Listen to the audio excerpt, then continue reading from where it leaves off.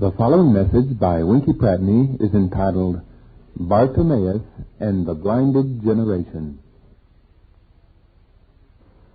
A lot depends on the way you look at things. Here's a man, Bartimeaus, who has been blind from birth. I'm thinking of something I heard about some time back. 4 characters were sitting on a train together, train winding through a lot of dark tunnels and things.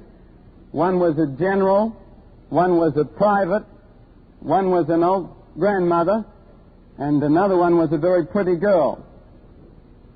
They were looking at each other, sitting in one of these compartments that faces each other, going through this train tunnel. And as they went into the tunnel, suddenly everything went black. There weren't any lights on in the train. And in the pitch blackness, there was a loud kissing sound, and then a solid smack, and then an ouch. And then at the other end of the tunnel, when they came out, the general had a black eye which he was rubbing. The pretty girl looked very embarrassed. The old lady was clutching a handbag and looking very angry. And the private had a beatific smile on his face. Now, it all depends on the way you look at things. The general looked at the pretty girl and he thought, I wonder what's happening to girls in this country that she thought it was me that kissed her and she stopped me instead of the private. The old lady thought, it's a pretty rotten thing happening to this country when a young girl like that can't even ride on a train without being attacked by a man who tries to romance her. And the pretty girl thought, I wonder what's happening to this country when the general kisses the old lady and not me. And the private thought, it's a wonderful country, this, when you can kiss your hand and sock a general in the eye and get away with it.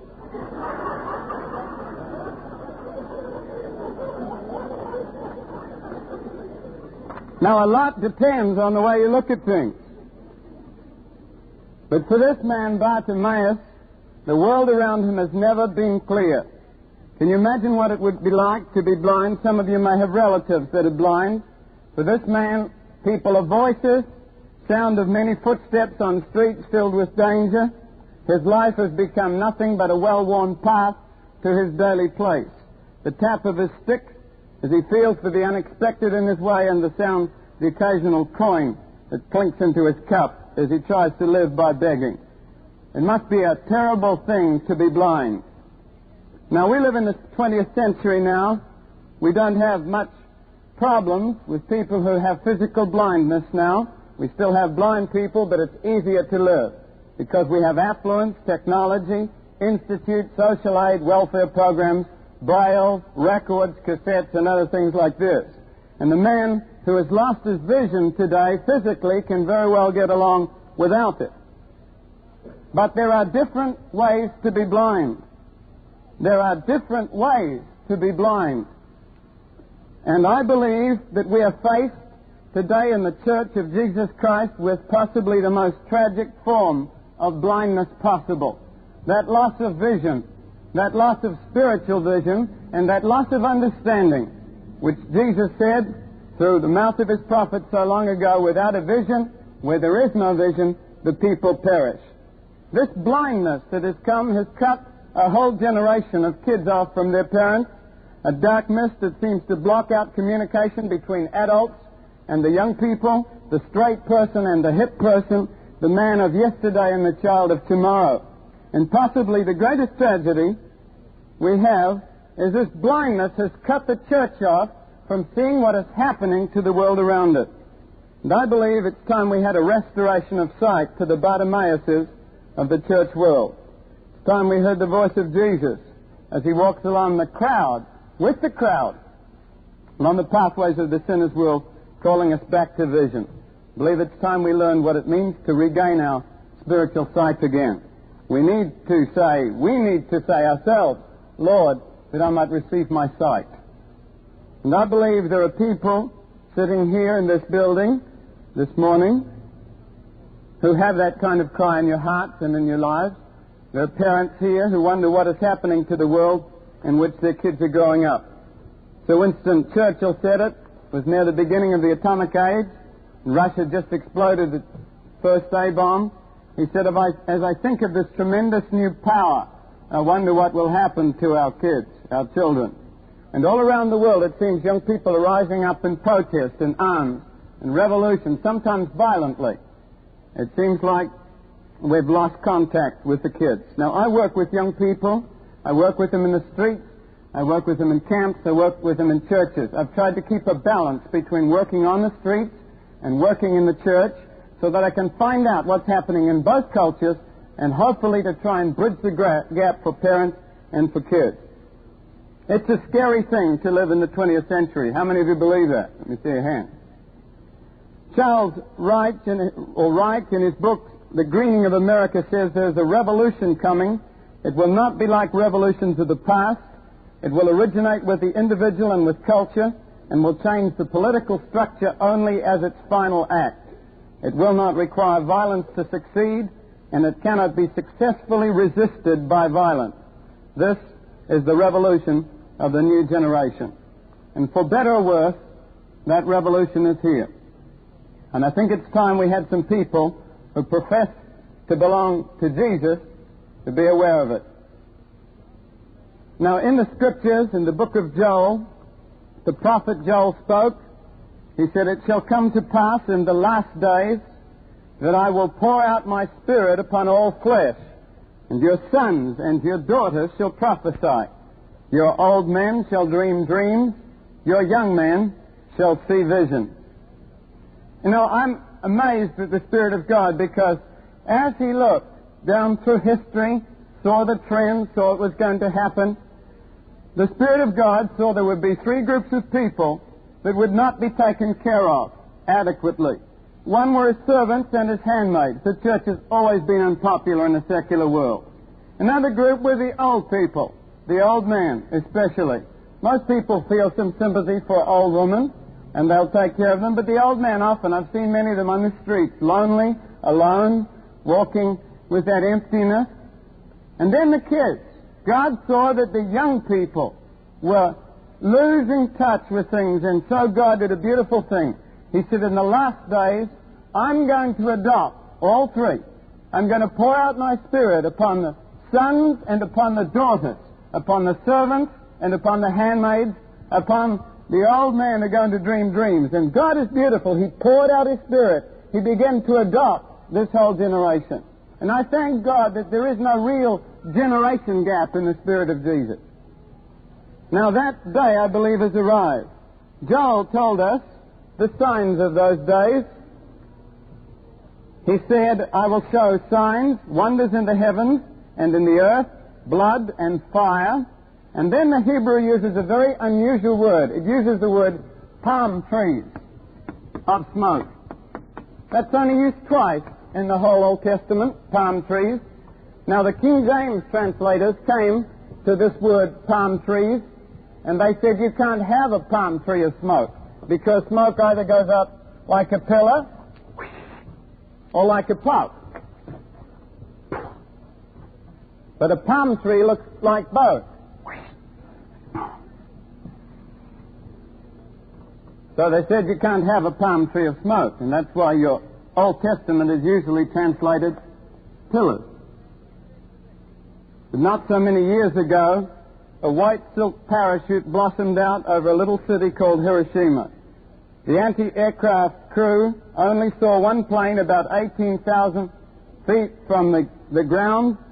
A little white silk parachute blossomed out, and I suppose if they saw it at all, those two things were the last two things that ground crew ever saw again. Then hell was literally reborn in the skies. Their bodies were cooked by streamers of radiation, their brain cells seared, and their eyeballs melted and ran down their cheeks. And the age of terror had begun for the planet Earth. For the first time, our generation saw the effects, the devastation of a palm tree of smoke.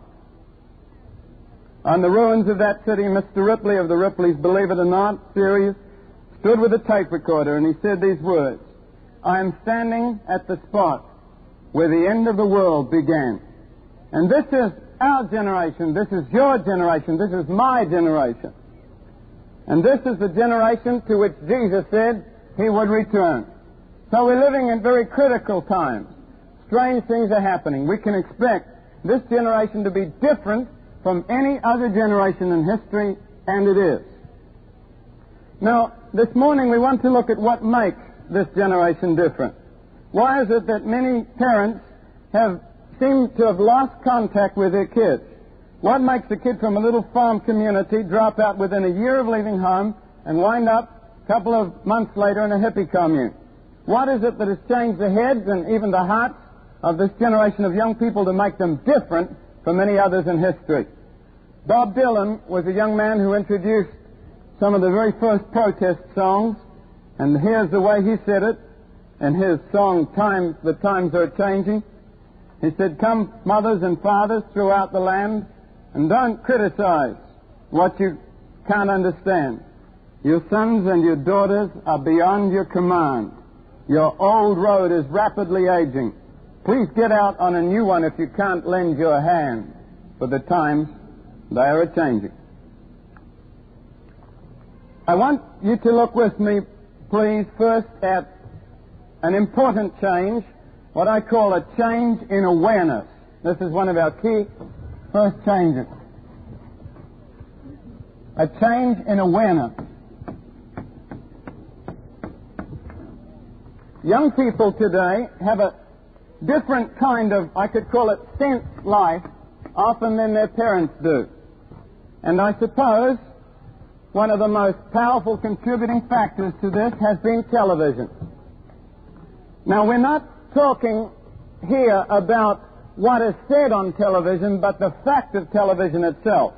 For instance, this is the first generation in history that has grown up with what you could call an electronic babysitter. You know, you put that boob tube there, and the kid stares through the bars in his cage, and he looks out at Sesame Street or something else, and that's the way, you don't even have to look at him. You can come back and he's still glued, watching Dark Shadows or something. Now, the average kid today has watched about 15,000 hours of television before he even graduates from high school. During that time, this is just the average kid. Now, some of your kids aren't average. During that same time, he has only attended some 11,000 hours of lectures at school. You can see the power of the media. This, of course, is disregarding the fact that he may take a lot of time off from school. And the important thing about television is not just the message that it gets through, but rather the media, what it actually is. Now, television is something that can put people together instantly, especially kids. Who can forget the commercial? Can any of you forget the commercial? Do you remember, Mamma Mia, that's a spicy meatball? Do you remember that one? And who doesn't know that you've got a lot to live and Pepsi's got a lot to give, or that Coke is the real thing? If you want some absolutes. Now, it was a little different when you only had a radio or Granddad had a crystal set. You could listen to the words or to the music as background noise. So you could listen to them out here. You didn't really have to concentrate too much. You could work and music could play. You didn't really have to be too deeply involved. You could shut out what you heard. But television has changed all that. To make any sense at all of that little flickering two-dimensional screen, you have to be deeply absorbed in it. Marshall McLuhan, who is king of the communications theorists, has given it two names. He's called hot and cool communication. Hot was the radio generation. Cool is today's television generation. Hot means lots of facts. Cool means basically direct experience. Just feel it. Experience it. Hot means statistical, straight line thinking. Fact 1, fact 2, fact 3, statistics, this kind of thing. Cool means often mystical, intensely personal communication. Now, you can tell this by a change in the commercials. When somebody used to sell a product over the radio, they used to give a lot of facts on it. Say they had a miracle hair restorer, and some of the gentlemen here may be interested in this commercial. They used to say something like this: men, Do you get embarrassed when you go bowling and people stick 2 fingers in your ears? Then you need Fuzzo, our patented miracle hair restorer. Fuzzo is made from a secret list of special ingredients that are guaranteed to restore your hair and your dignity. Here's what one of our satisfied customers has to say about Fuzzo. This is Mrs. Murgatroyd Flugelhorn from Liverlip, Antarctica. And she says something like this: I've been rubbing Fuzzo into my scalp for nigh on 40 years now, and man, I got the hairiest hands you ever did see. Now, this commercial would be followed by benefits of Fuzzo, plenty of facts, a lot of statistics about people who used it. Now consider the late television commercials, especially the late cigarette commercials. One we will call an advertisement for Slayham cigarettes. Here is the scene. A beautiful girl dressed in a long flowing granny dress, big bonnet. Action. Girl speaks. Her accent is very southern and intimate. She says, hello, this kind of thing. Then the camera pans out to a big country scene, backs up, the girl unfastens the bonnet, the music changes, she shakes her hair out, and then there's a flare of jazz trumpets, and then she sings, her voice changed, totally radical, now throaty, wild. She says, you can take Slayham out of the garbage, but... And then a little ding on the end. See? A ding. You fill in the rest of the words, but you can't take the garbage out of Slayham. See? That's what you fill in. Now, the point is here, no facts are used, no statistics. What you're sold is an experience. Now, that seems weird to me, having sat in planes and nearly been killed by people who and fill a whole plane full of smoke. Seems weird to me that they could sell the country freshness of a Slayham cigarette. I don't know about you, but I think I'm going to take on all my plane flights a can of aerosol deodorant, and every time somebody goes behind me, I'm going to go back.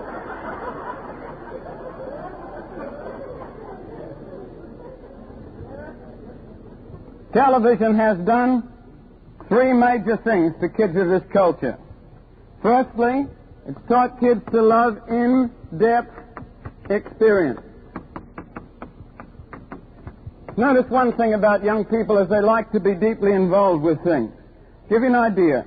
When a lemon lime commercial was running at its zenith, a company took a survey. Remember the lemon lime commercial? It involved a man coming up to a grocer, and he asked him for a dozen lemon limes. The man replied, Mister, we got lemons and we got limes, but we ain't got no such thing as lemon lime. And whereupon this guy took out a can of lemon lime shave cream, let's say, and he put a bunch of dollops on the guy's hand. Bloop, bloop, bloop, bloop, bloop. Now, the survey took an equal number of parents and kids. It said to both of them, how many blobs of shaving cream did they put on the man's hand? The adult said, looked like, about a dozen. That's what he asked. It was probably about 10 or 11. The kid said, no, wasn't anything like that. It was only about 7 or 8 or less. And guess who was right? Kids were. They took another screen and they shot on it about 20 different scenes happening simultaneously like this. Then they shot this for 60 seconds. They asked the parents, how many scenes could you remember? The parents got about 4 or 5. The kids got nearly 75% of the scenes on that screen. And that's a taste for in-depth experience. Secondly, television has taught them to adapt quickly to change. One of the big gripes that young people make is that parents never want to change things. May help you to understand that kids have been brought up on fast-flowing changes. For instance, if you watch any serial on television for any length of time, you'll soon see how TV sequence tricks have altered the new consciousness of young people. Often they'll take the soundtrack of the scene before it and play it right over into the next frame, a totally different scene. So you're still hearing the soundtrack from the last scene when the next one is playing. How many of you have ever seen that kind of thing? All right, that'll give you an idea. Watch a man, he's opening up a drawer inside a room, and then suddenly the light switches on, the camera backs up, and the guy looks up in shock, and then it comes right into his face, and then it backs off again, and he's no longer in that room. He's in the detective's office being questioned. And there's no explanation. It's just suddenly bang, bang. And you're supposed to shift and think, oh, in between he got caught, he got arrested, taken to the detective's office, and now he's being questioned. Now, no explanation. Do you see that? That has done something to kids' feelings. They can change very fast between this and that without feeling terribly ripped up about it. The kid just simply shifts gears and takes it all in his stride. And then, thirdly, and very important, television has caused kids to be able to recognize the phony. There's one thing about the TV camera, and that is it exposes sincerity or phoniness. Young people have been used today to seeing the best actors in the world play out dramatic scenes so embarrassingly real you'd swear you were peeking through somebody's keyhole. They're just so real and so direct. And these kids have had a decade or so, about 20 years of old pictures and old movies to compare acting talents with. So you can see that they're learning to spot what really good acting looks like. And now it is no longer possible in a great number of homes to fool a generation of young people brought up on acting with some kind of phony experience of Jesus Christ. There must be a real, in-depth knowledge of God, because these kids in the new generation will pick it. Maybe that will explain to you why the top hit song of 1969 was a song called Mrs. Robinson. Mrs. Robinson was a slightly nutty, church-attending woman who was trying to seduce her daughter's boyfriend in the film The Graduate, which she succeeds in doing. It was one of the 2 songs on the list out of the 5 nominated for the Grammy Awards of that year. The other one, which was also an adult hypocrisy, was called Harper Valley PTA.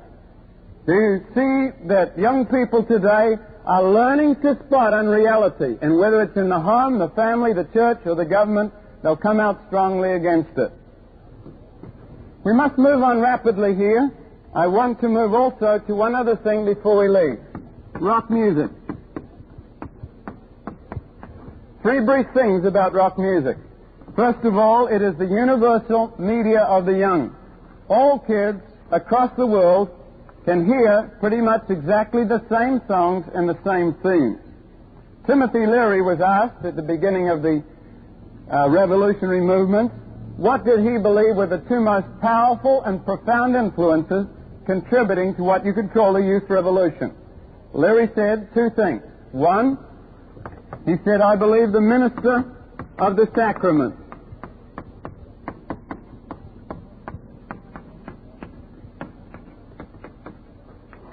By that, Timothy Leary meant the guy who deals drugs.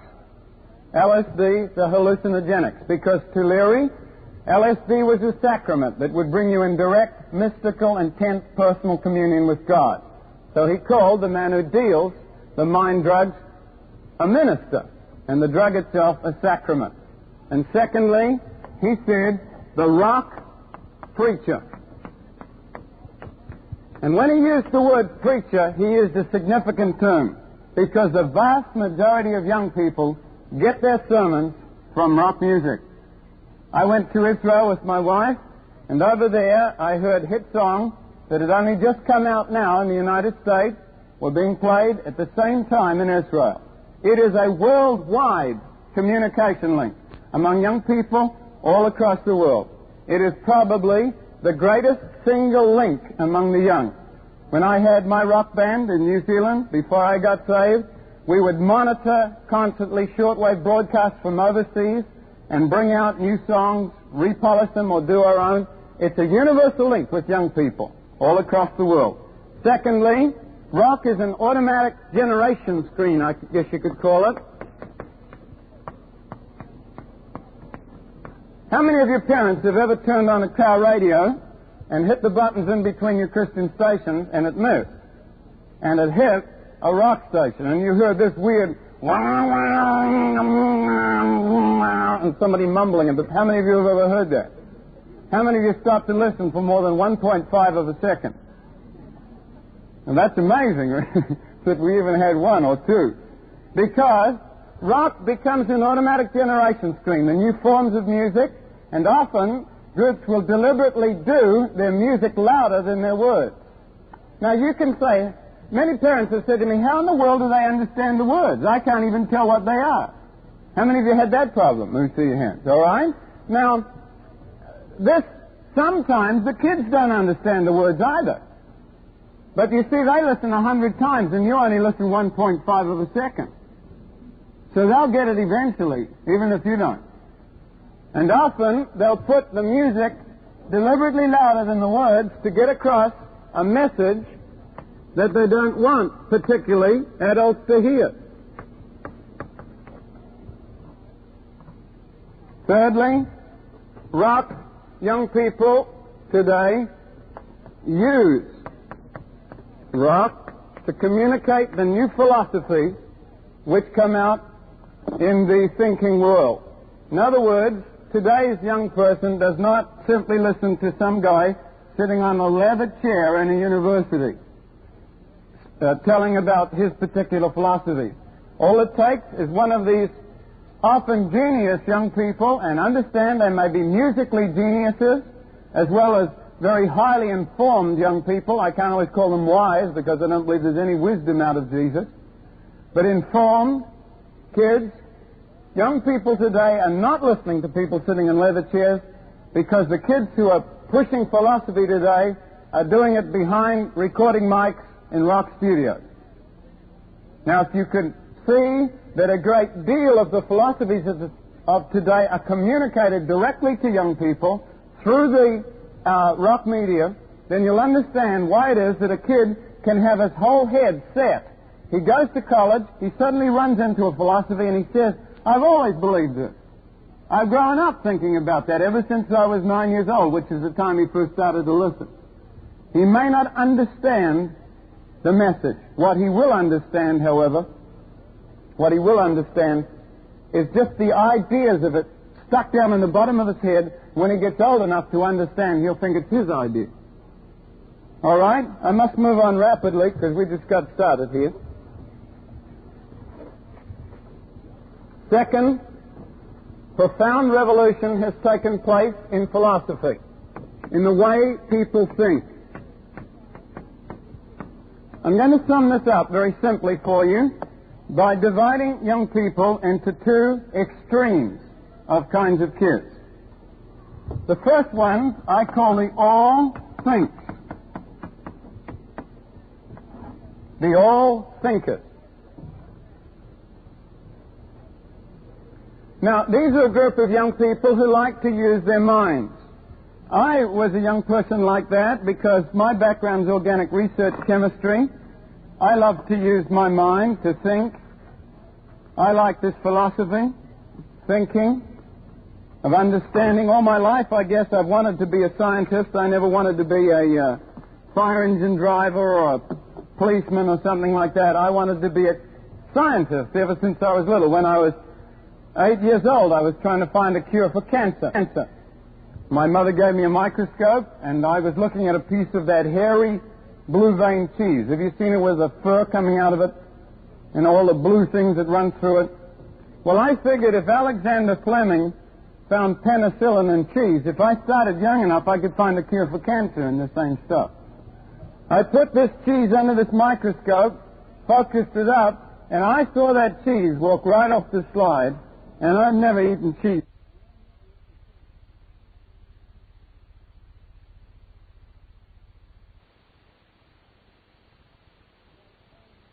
Made plans to color the local swimming pool an iridescent crimson. And then, when we had our gang fights, we didn't fight like ordinary kids. We didn't fight. You know, I'm skinny. I've always been this way. I have no excuse. But we didn't come up with brass knuckles and all this kind of brutality. designed a little pill that looked a bit like a contact cold capsule. And there's a guy he didn't like, he just slipped it into his back pocket. And when he sat down, it broke a cap, and 5 minutes later, the back of his trousers burned out.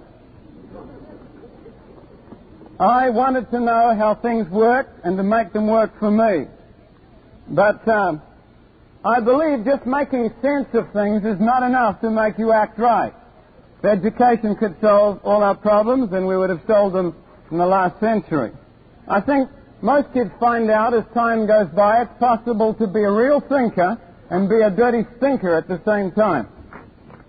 And the trouble with a lot of young people today, if you wanted a fancy name for this philosophy, you could call it rationalism. They've run right into a real problem, and the problem is this. If there is no God, and we're talking about secular young people, if there is no God, then who or what is man, and how did the universe get here? You've only got one answer, and the answer is this. Time plus chance plus blind matter equals everything. Now, is time a person or not? No, it's impersonal. Is chance personal or impersonal? Impersonal. It's not a person. Is blind matter just bits of stuff floating around without is that a person or not? No, it isn't. And the great problem of today's young people has been this. If time plus chance plus matter equals everything, how can three impersonals add up and equal a person?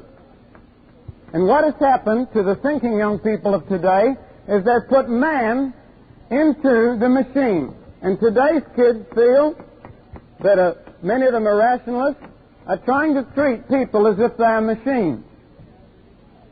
This has spawned a whole way of thinking. In our generation, you would call it communism or Marxism. If man is really a machine, then it should be possible to alter him chemically or physically to make him a better person. Now, my parents had a rotten old car that used to break down every Sunday, and us kids had to push it to church. We had a big hill running down the side of our place, and I don't know why my parents had to go to a Pentecostal church. There were perfectly good other churches within walking distance of our home, but our parents wanted to go to this wild Pentecostal church, which was 20 miles into town. So every morning my dad would get up, sit in front of his car, nothing. So us kids would get out in our Sunday best, Mother would get in the car, Dad would get out grunting and puffing, and we'd push this car down this hill with all the people walking past saying, there goes those snotty Pratneys again. We pushed it down the bottom of the hill, halfway down the thing would stop. And then we'd all chug off to church. In church there was a big long hill, which was easy enough to just park the thing on, so we didn't have to worry about coming back. One day, we pushed it down the hill, it didn't start. We pushed it up the hill and then backwards. We pushed it everywhere and it didn't start. So my dad pushed it into a ditch and we caught a bus. What do you do if a machine breaks down and no longer becomes worthwhile? You simply salvage it for its spare parts and throw the rest away. Today's young people, some of them thinking man is nothing more than a machine, and for about 100 and something years they've been told there is no God, there's no heaven, there's no hell, man is just a machine. So they've gone right into what we could call a violence revolution. Tear the whole system down, rip it down and start again. And later on I'll be talking about the violence revolution. Another group of kids reacted against this and said, well, maybe the problem is that we're thinking. If thinking has turned us into machines, then there must be something wrong with thinking. It's like the guys who read an ad that cigarette smoking causes cancer. So he gave up reading. And a group of young people all across this nation, much earlier in Europe, suddenly begin to reject thinking. They just dropped right out of thinking, and they made what you could call a leap, a blind leap, trying to search for some kind of meaning in their lives. This was the beginning of what you could call the drug, hippie, or subculture. Young people today who use drugs do not, and I'm talking about the street people now, do not usually take drugs for kicks, for escape, or for a number of the other reasons we most of times have assigned to them. The kids who I've met on the street, the serious kids, and we have plastic hippies today, the little junior high school, and she sees her rock idol as a hippie, so she puts on she grows her hair long, and then she buys some marijuana and smokes it so she can be in. I'm not talking about that young person. I'm talking about the kid who was a real hippie, the one who intelligently dropped out, deliberately dropped out. Most kids I know take drugs not in order to escape or for kicks, but as part of a serious search for meaning, personal meaning in their lives.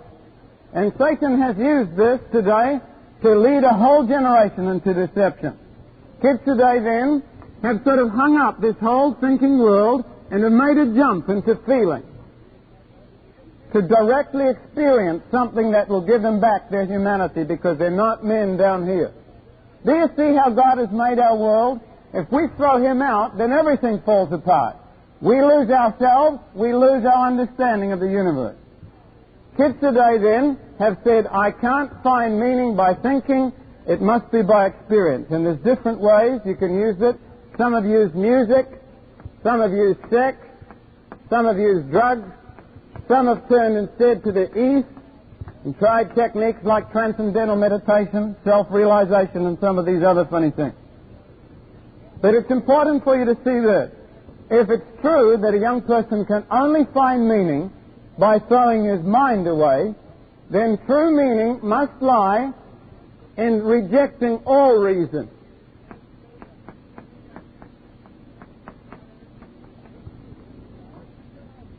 Which is madness. And that's the way society is going. A very frightening thing. This has led us to, you could call, the occult revolution. And there are the two revolutions that are facing young people today. Very deeply powerful revolutions. You'll hear about it all over the place, and that's the philosophies behind them. To sum these up, H.G. Wells had a thing he called the time machine. In the time machine, a traveler goes forward into the future. He comes upon the human race, and it's very frightening because it's been divided into two people. One are called the Eloi, and they live on top. They are beautiful people, they look beautiful, they sing, they dance, they do all this, but they're almost mindless. They don't think, they're like little children.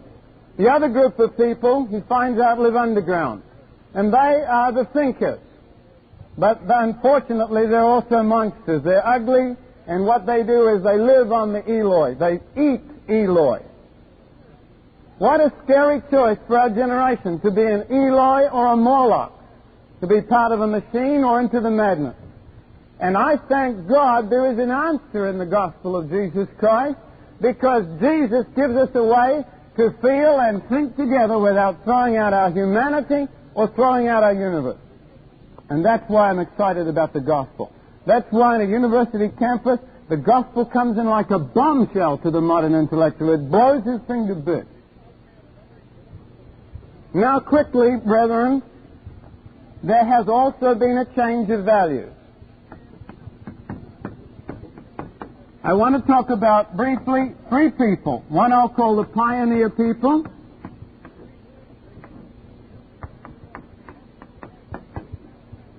This is the adult generations now, and I'm just going to sort of sum them up for you. The pioneer people were the hard-working people of this nation. You could call them the farmers, small businessmen. They are people who believed in virtues like honesty, plainness, hard work. It was the kind of people who first carved out the United States of America. Now, you can often recognize the pioneer people by the things they say when kids step out of line. One of them is this: don't know what your kids are coming to nowadays. Another one is this: when I was your age, I used to have to walk through the snow to go to school. And another one is, if you want to get ahead in life, you're going to have to work for it. And another one is, I never was one to trust these newfangled schemes. So that, if you belong there, then you're a pioneer, people. Mark it down and smile. That's who you are. For the pioneer people, there are some tremendous strengths. And I'd say the strengths of the pioneer people, if you wanted to sum it up, would be called character. There was a great weakness. Success for the pioneer people was measured by material success. And value were placed on possessions. The man who was the hardest worker had the biggest car, the best house, etc. Then their kids grew up. These are a different breed. We'll call them the Madison Avenue men. I'm sorry I'm erasing this so fast.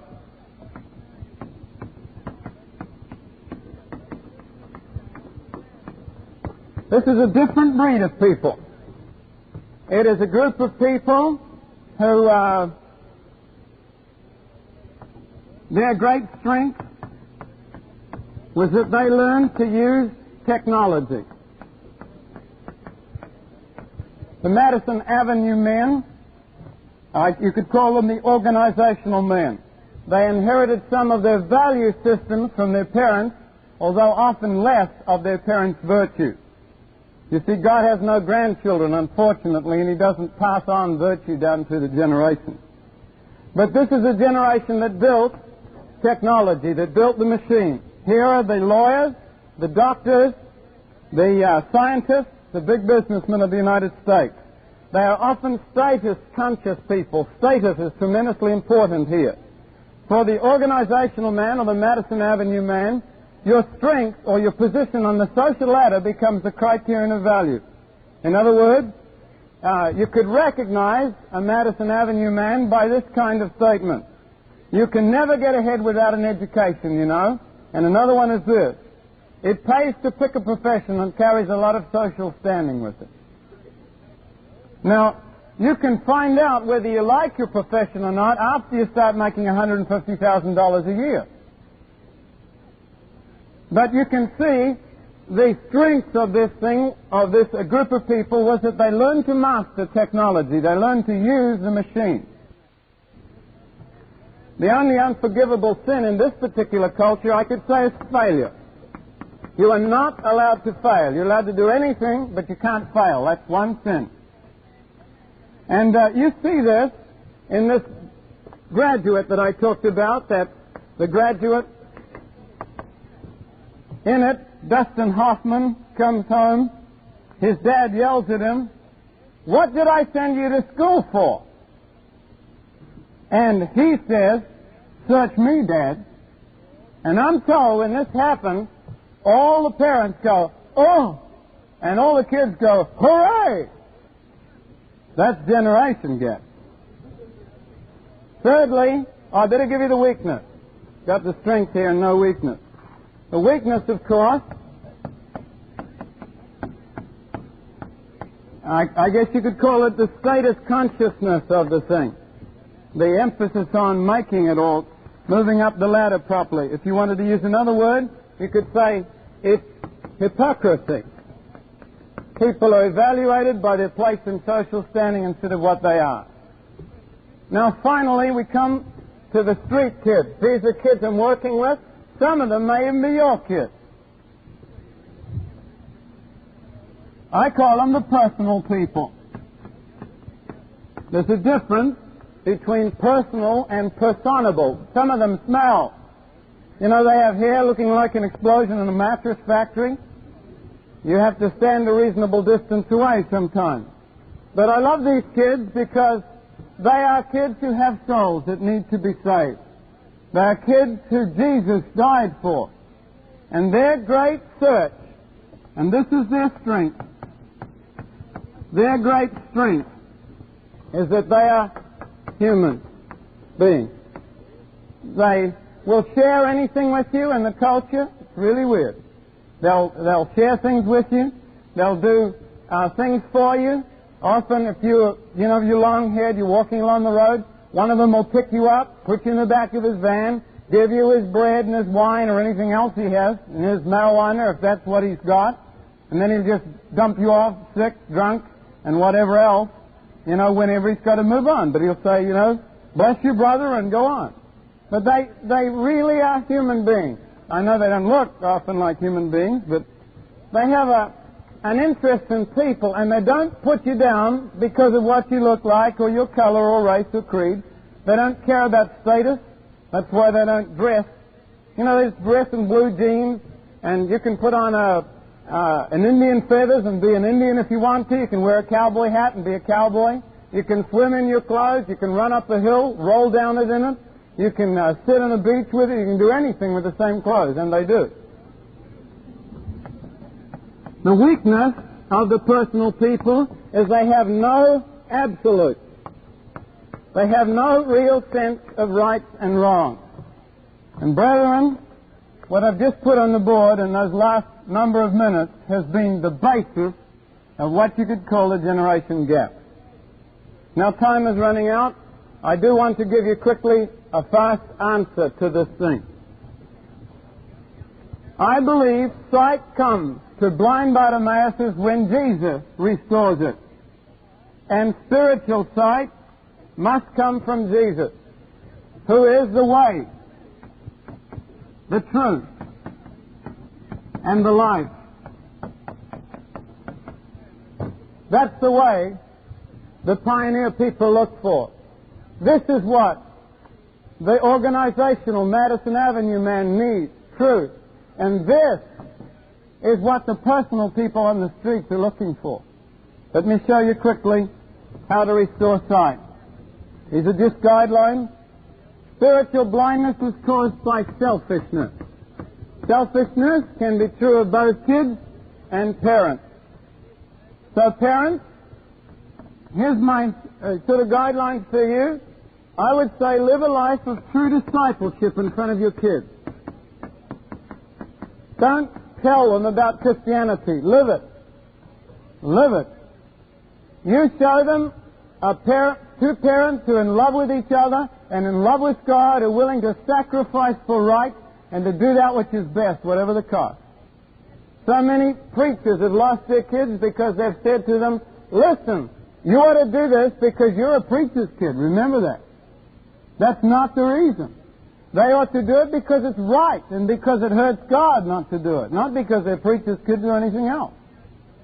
And secondly, for the kids, I'd say learn to submit to older people. Learn to submit. Even when it's hard, the Scriptures tell us, children, obey your parents in the Lord. Now, your kids here, you do not have to agree with an older person's, let's say, principles. They may even have wrong principles. But you ought to respect them for their position in God's pattern. Scriptures tell us, except a man forsake all that he has, he cannot be my disciple. Truth is necessary. We've got to deal with this thing called hypocrisy. Honesty. I'd say, parents, you live what you believe. Don't tell your kids this.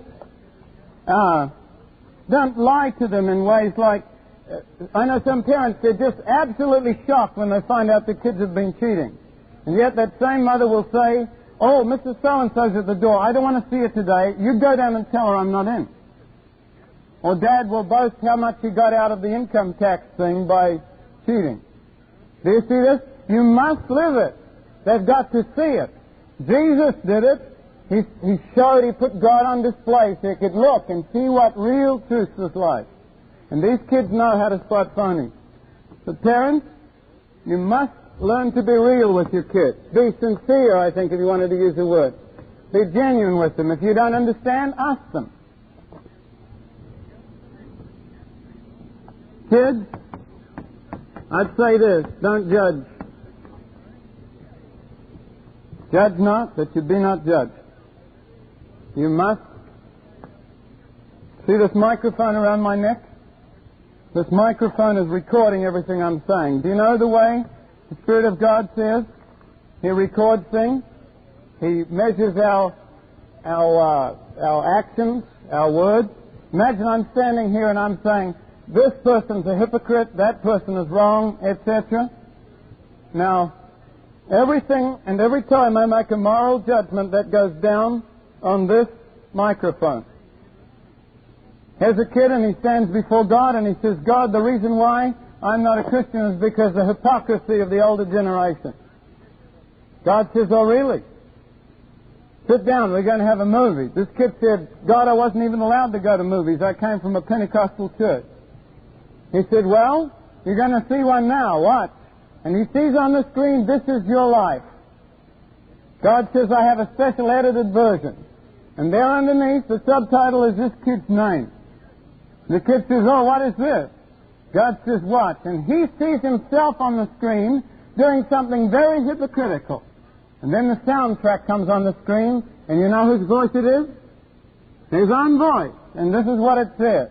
He is a hypocrite.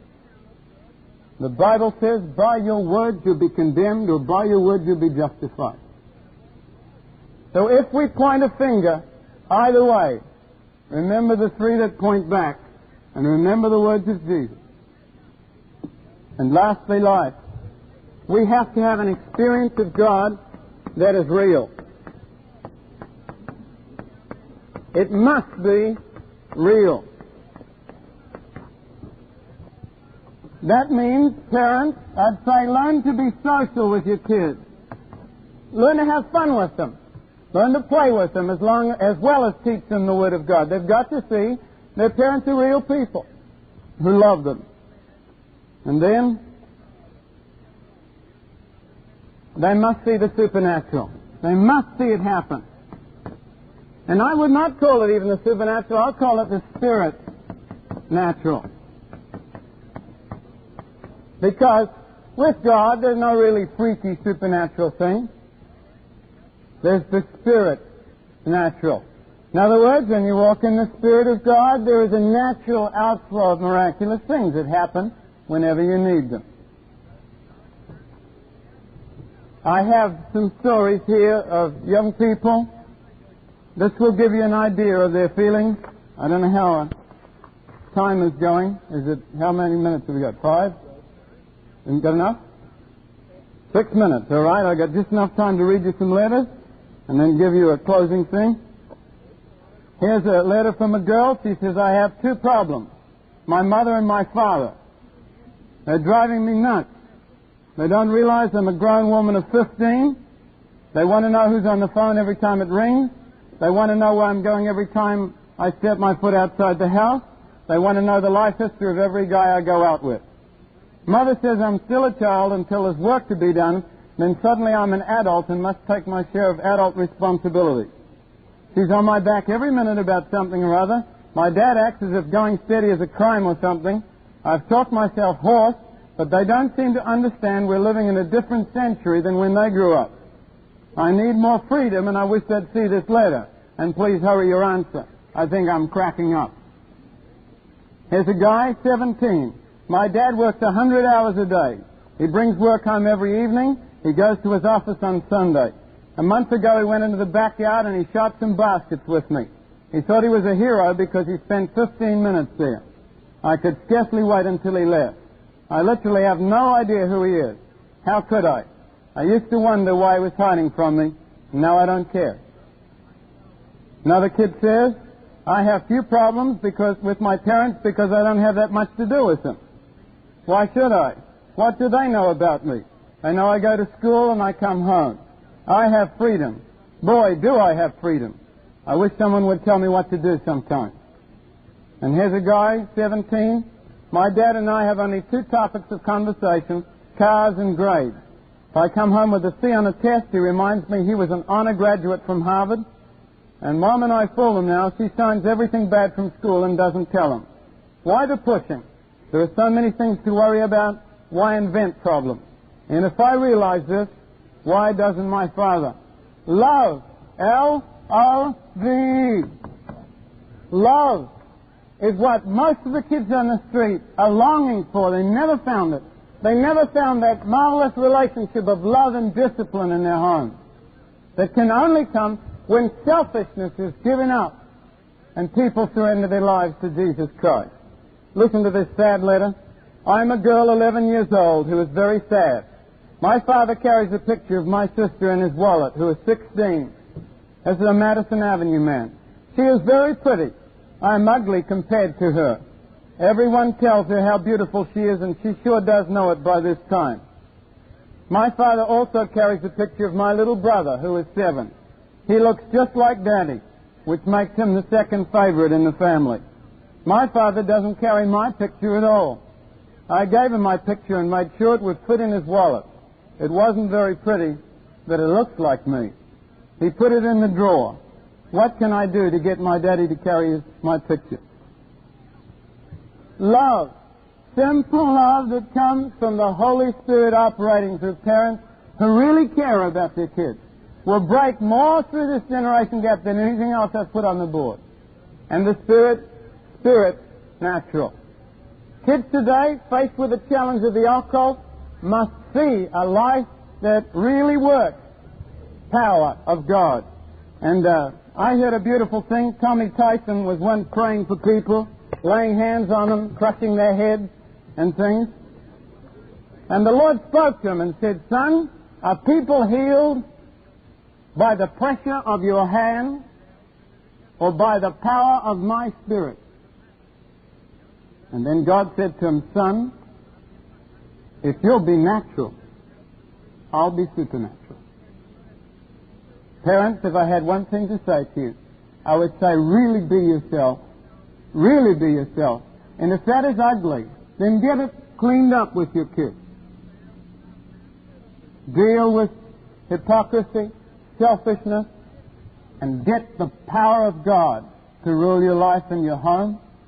And you'll know what it means to begin to break through that generation gap. Shall we close in prayer, please? Heavenly Father, it is not an easy problem to solve, these changes of values and of thinking that have taken our world by storm. Young people are reacting violence and anger and bitterness across this nation and around the world. We pray that parents will reach out in compassion and wisdom and try to understand, and that you will give that generation bridging and communication bridging love of God. We ask this for Jesus' lovely name's sake. Amen.